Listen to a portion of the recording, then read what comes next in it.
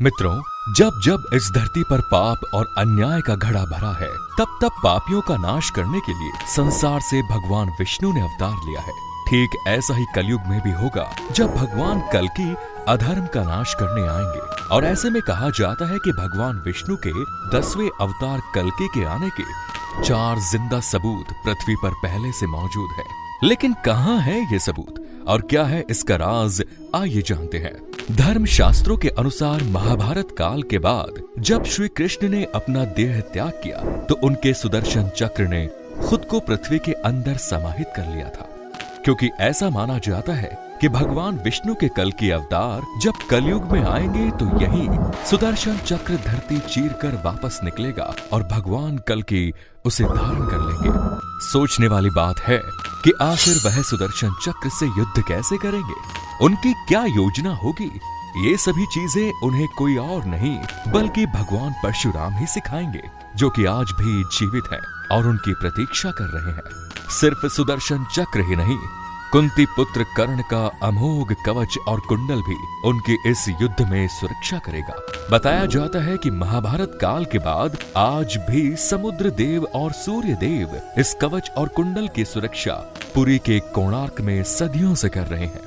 और तो और दोस्तों, काली पुरुष के खिलाफ होने वाले इस युद्ध में भगवान कल्कि का सबसे बड़ा हथियार ब्रह्म पदार्थ साबित होगा।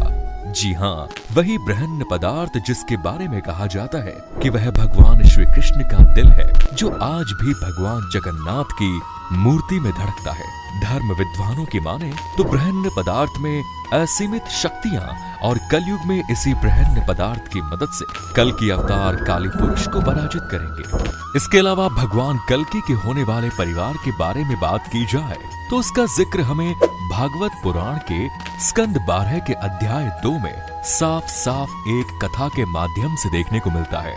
कहानी के मुताबिक यूपी के संभल गांव में भगवान कल्कि का जन्म होगा और वो अपने माता पिता की 5वीं संतान होंगे, जो समय आने पर देवदत्त नाम के घोड़े पर बैठकर आएंगे और तलवार से पापियों का नाश करेंगे, जिसके बाद सतयुग का प्रारंभ होगा। कथा में ये भी बताया गया है कि भगवान कल्कि की 2 पत्नियां होंगी, लक्ष्मी रूपी पद्मा और वैष्णवी रूपी रमा।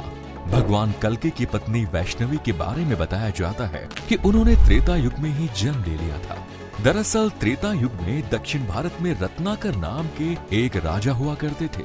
वो माता रानी की बहुत बड़े भक्त थे, परंतु वो संतानहीन थे। ऐसे में एक दिन माँ काली, माँ सरस्वती और माँ भगवती राजा रत्नाकर की भक्ति से प्रसन्न हुई और तीनों ने मिलकर अपने तेज का एक एक अंश भक्त रत्नाकर की पत्नी के गर्भ में आशीर्वाद स्वरूप दे दिया।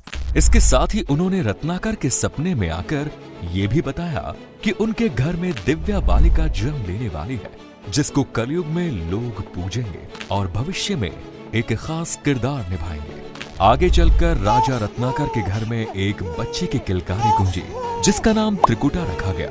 मित्रों, त्रिकुटा के अंदर हमेशा ऐसे ही ज्ञान पाने की इच्छा थी, इसीलिए उसने ईश्वर की भक्ति में लीन होकर घर परिवार सब कुछ त्याग कर ज्ञान की प्राप्ति के लिए निकल गए। ऐसे में एक दिन जब प्रभु श्री राम जंगलों में माता सीता की खोज कर रहे थे, तभी उनकी मुलाकात त्रिकुटा से हुई। त्रिकुटा ने पहली नजर में भगवान विष्णु के अवतार प्रभु राम का आभास कर लिया। उनके चरणों में नतमस्तक होकर फूल चढ़ाए। भगवान राम ने त्रिकुटा की तपस्या से प्रसन्न होकर उसको वैष्णवी नाम दिया। परंतु जब त्रिकुटा ने भगवान राम को उनके अंदर समाहित होने की प्रार्थना की, तो उन्होंने इसके लिए उसे मना कर दिया और कहा कि समय आने पर एक दिन मैं तुम्हारे पास आऊंगा और अगर तुम मुझे पहचान पाओ तो मैं तुम्हारी सारी इच्छाएं पूरी कर दूंगा। यह कहकर प्रभु श्री राम वहां से चले गए। दोस्तों, समय बीतता गया और त्रिकुटा अपने प्रभु श्री राम के इंतजार में आस लगाए बैठी हुई थी कि तभी एक दिन त्रिकुटा के द्वार पर एक बूढ़ा व्यक्ति आया और उससे शादी का प्रस्ताव रखा, जिसके जवाब में त्रिकुटा ने उस बूढ़े व्यक्ति को यह कहकर मना कर दिया कि वो प्रभु राम की पहले से ही हो चुकी है और वो किसी भी वक्त उन्हें लेने आ सकते हैं। हालांकि बाद में त्रिकुटा को अपनी गलती का एहसास हुआ, लेकिन तब तक काफी देरी हो चुकी थी, क्योंकि वो बूढ़ा आदमी कोई और नहीं बल्कि प्रभु श्री राम ही थे। त्रिकुटा ने प्रभु राम से अपनी गलती की माफी मांगी। तब भी श्री राम ने उससे कहा कि तुम्हारी इच्छा पूरी करने का ये सही समय नहीं है। इस युग में तो नहीं, लेकिन कलयुग में आप मेरी अर्धांगिनी बनेंगी। अगर वह उत्तर भारत के त्रिकुट पर्वत पर जाकर तप करेंगी, तब कलयुग में मैं आपको कल्कि के अवतार के रूप में अपना बनाऊंगा।